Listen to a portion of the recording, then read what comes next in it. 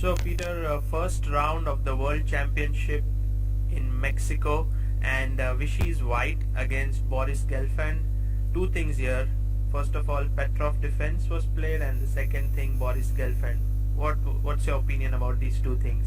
Well, I mean, it seems so wrong now, but at that point, I mean, Gelfand was seen as a surprise qualifier for the tournament, and also as maybe the favorite to be last in the tournament. And somehow, you know, people just didn't consider Gelfand as someone who, you know, would even try to become the world champion, or even, you know, later to become well, he actually won the candidates tournament and also to challenge Vishy when he was later the world champion.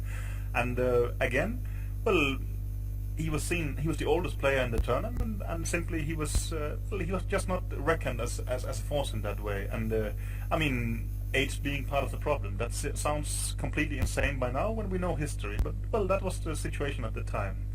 You can argue that white against the underdog should be a very nice start to the tournament, but as you mentioned, well, the Petrov was a headache, to put it mild, at the time. And before the tournament, Vishy had taken an excellent practical decision. He said, okay, we cannot spend, you know, all our time at the training camp trying to beat the Petrov, because I don't think it's beatable, and we're just going to end up in bad mood, and we will not have ideas against all kind of other opponents. So let's first focus on the positive things, and let's, you know, I mean, when we get to Mexico before the game, we will find something, we'll try that, and you know, life goes on, and if it's a draw, it's a draw. I think it was a great practical decision, but of course, he started the tournament out with the first two whites was Petrov's, and both of them he came into some kind of trouble. So it turned out okay, practically speaking, but of course there was quite some risk there. I think the line he played was something like this, and Just to break you a bit, did you guys ever consider e4, e5, bishop c4 just to avoid the Petrov? I think we did a bit, but at that point, well, people were trying and they were not really succeeding that well. And at that point also, I mean, the Italian was considered an extremely harmless opening. This has, I mean, now we are in 2017 and it's the rage, and you know, I mean, people think, wow, white has the center and everything is so great in the Italian. But at that point, he was considered more or less a joke. I mean, and I think also when I go back to sometimes look at my preparation from these years about the Italian, I mean, it's such a small file compared to, you know, long analysis in martial. So you just, I mean, you say, okay, you put the bishop on a7, you know, put the knight on e7, g6, end of story. Okay, well, you know, sometimes you were completely expert and some of them you seem to have misevaluated, and that was the case. I think actually maybe Leko tried bishop c4 in this tournament and got absolutely nowhere. So I mean, but no, we, at least if you ask for us, we didn't consider it at all. And well, we considered this line, and I think, well, we thought it not a joke, but not sort of very dangerous at all. Actually, I think this one we cooked up the evening before, and I think maybe I suggested it, and he looked at it and said it was fine, or the other way around, I can't remember. But actually it became very topical some years later. I think actually maybe Svidler played it against Vishy 2 years earlier in the World Championship in St. Louis, and we thought, oh, maybe let's try this. And things went quite okay. I think maybe Gelfand's rook e8, I think his second Husman had played some other move, it was our main point of preparation. But I think maybe actually knight h2 was not so good. But the idea is now you can, if you can get to push on the king side, things can get quite good. But somehow something went wrong, and okay, let's not go into too huge details. But basically, let's debate here the final position.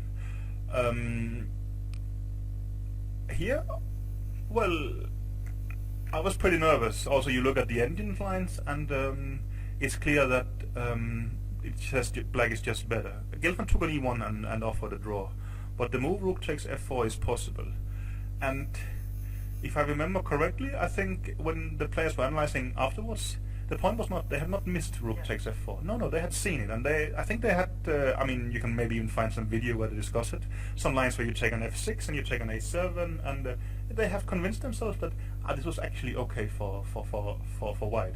It's not. I mean, I think bishop a7 is more or less a losing move, and Vishy would have a really tough challenge ahead of him. Or maybe bishop a7 was possible, but still it is clearly better for black. I mean, even, let's say he takes on f6 and on a7, just structurally it's very nice for black, and there's this bishop, I think b6, bishop B8 they were thinking about, but that's yeah. I mean, Rook F2 and maybe yeah, so something like that. It looks. I mean, but basically my point is, I think, well, both players were satisfied with the draw. Gelfand is black, and even though that we later saw he had huge ambitions to become the world champion, maybe he thought, like, okay, it's a great start. I'm black against the pre-tournament favorite. I get a very easy draw. That's a good result.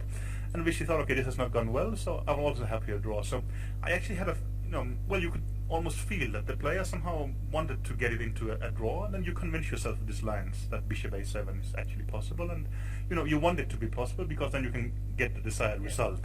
But I mean, well, now it's all history, and now we saw how incredibly well this tournament went for Vishy, and he had this huge run of 4 world championships in a row. I don't think a bad result in this game would have changed that. I think, but you never know. And also, of course, it's an extremely bad situation. And I mean, even though the Vishy won the tournament convincingly, if you switch this result to a 0, well, he would have needed more point. So I mean, well, luckily we will never know what would have happened. But I mean, this is a very crucial moment, and I mean that could actually have changed chess history. I mean, and well, yeah, I mean Vishy was playing so well in this tournament the upcoming years that it would not necessarily have been the case. But well, yeah. also because Gelfand was his main rival in this tournament. For sure. But also, I mean, St. Louis didn't turn out well, and you come with huge ambitions, and you felt everything is working out. But if you suddenly sort of basically stumble at the first hurdle, things could go completely different. I mean, again, I don't want to think too much about it, but yeah, I'm happy Gelfand took an E1 enough for the draw. Let's put it like this. Yes, a scare and a good result.